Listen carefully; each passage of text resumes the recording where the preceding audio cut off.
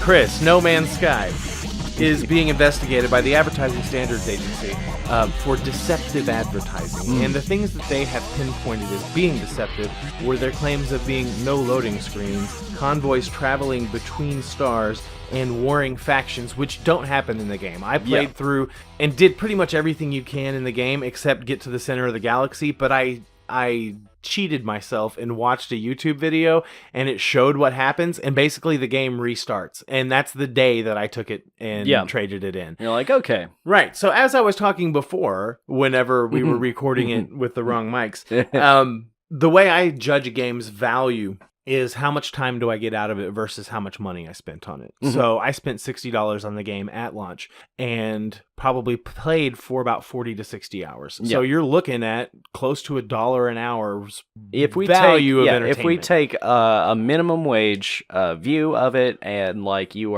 every hour that you spend is $7.25. Right. Then 40, 60 hours. That's really good. Yeah. But here's the thing. So if you paid $60 for a game and got less than 10 hours worth of play out of it, so you're basically paying minimum wage to play this game, would it be worth it to you? Look up The Order 1886. Have you heard of that game? It's a PS4 exclusive. I have heard of that game, which is I've never bought it, but it was highly hyped up because of its cinematics and its gameplay. And then whenever people bought the game, they realized that there's maybe an 8-hour story in it. And part of it's like on-rail shooters. And apparently the cinematics are really good, but it got a lot of backlash. And it's one of those games that's value dropped dramatically after release. So we were talking earlier about games that still kind of hold their value, like Grand Theft Auto 5 for the PS4 is still $60. Uncharted 4 is still $60. But when you look at Star Wars Battlefront, it was on clearance today for $15. And that game just came out this year. Was it this year? I'm pretty sure it was this year. It's been at least a year. But yeah. We can look it up. We'll fact check our own stuff.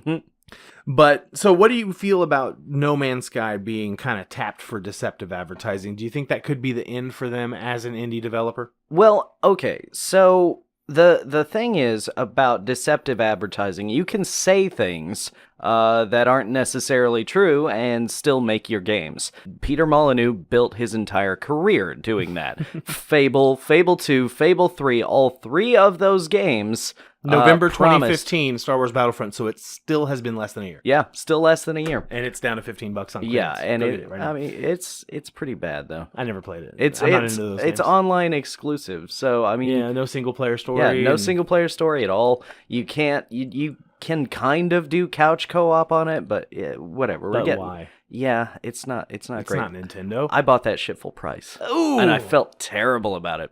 See, and that's the thing. I don't feel terrible for paying full price for No Man's Sky. Right. But I went and traded it in, 2 weeks after I bought it. So I got almost half my money back and was able to trade it in for another game that I still enjoy. Now, for Battlefront, is that one of those games you regret paying full price? Yeah. Definitely. So that would be an interesting segment that we should do in another episode. Games we regret paying full price for. Oh, yeah. I've got several of those. I have at least one.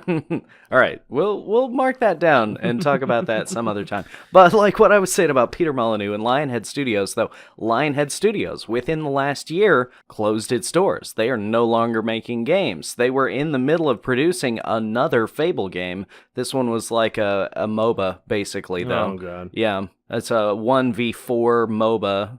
Where like one player is like the dungeon master and the other four are like the heroes that were trying to take it. Whatever. It's gone. Yeah, but it's gone. It's never going to be made now because Lionhead went out of business because the games that they put out were never as good as what Peter Molyneux promised people. Right. So do you think that if No Man's Sky was advertised as is, if they were like, look, there's not going to be warring factions, there's not going to be multiplayer, there's not going to be convoys, here's what's going to happen. You're going to wake up on a planet, You're going to do a lot of gathering of resources. You're going to unlock special ship upgrades and weapon upgrades and everything, which is totally there. And you're going to just fly through, and it's basically going to be an exploration game.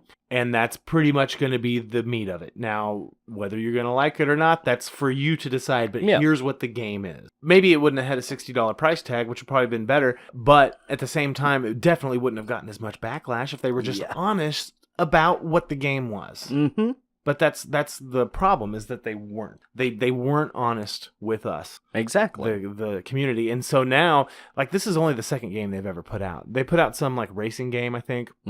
Before that, they've probably burned a lot of bridges in this industry. Definitely probably with Sony. Sony was a big backer for No Man's Sky, and it was going to be a console exclusive for the PS4.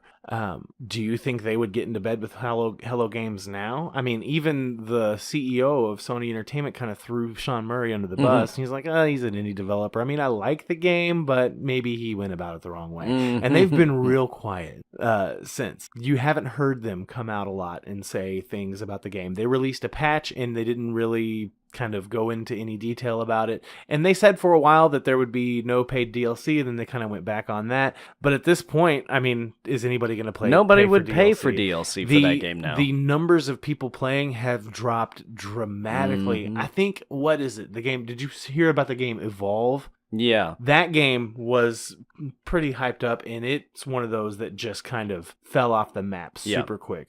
And that's the problem that I think you're going to run into with a lot of games in these day and age. You can still pick up a NES cartridge, and if it's in good condition, you can still plop it in an NES or a equivalent system. Now you got like Retron 5 and stuff, and you can still play it. Whereas these days, with games like Battlefront, that are exclusively with games like online, Evolve, that are exclusively online or have a lot of online elements, there's not going to be as many games that you can put in the physical copy into the console and play it, because these servers don't support it anymore. What happens when Sony shuts down their PS4 servers in the future, whenever they've got whatever thing going on in the future? The way we see gaming now is going to be totally different in 20 years.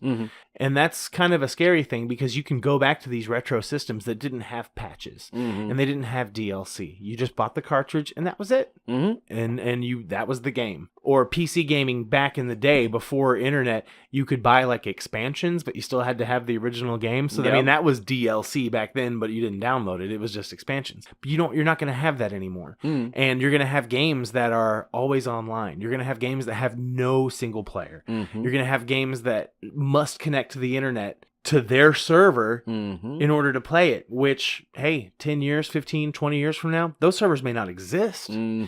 Now, you do have some fan communities, like with Final Fantasy XI, that have their own servers and that you can still log on and play on these fans servers instead of like Square servers, because they're doing like the whole Realm Reborn thing. But it's going to be really interesting to see the future of games. And I know we kind of got off topic there, but we already talked about this for 9 minutes, and then we accidentally recorded over it, or we used the wrong mics. But anyway, so No Man's Sky, deceptive advertising. It's not a surprise to see this happen. No, definitely not. I think that it's going to validate or vindicate a lot of the game's detractors, and there's still a community of people out there that still love the game, and they're just going to get more and more pissed off at the rest of us that are like, the game's not that good. It's not really a game. There's not much objective, and when you find out what the actual end game is, it's very disappointing. Well, I mean, isn't that like the point of the game? It's like, it's an extension of nihilism, right? Just nothing matters. I ain't a philosopher, man. I don't know what you're talking about. Nothing matters. The universe is entirely too big for anything you do to matter. That's the point of that game. I guess you're right. No Man's Sky, nothing matters. Let's move on.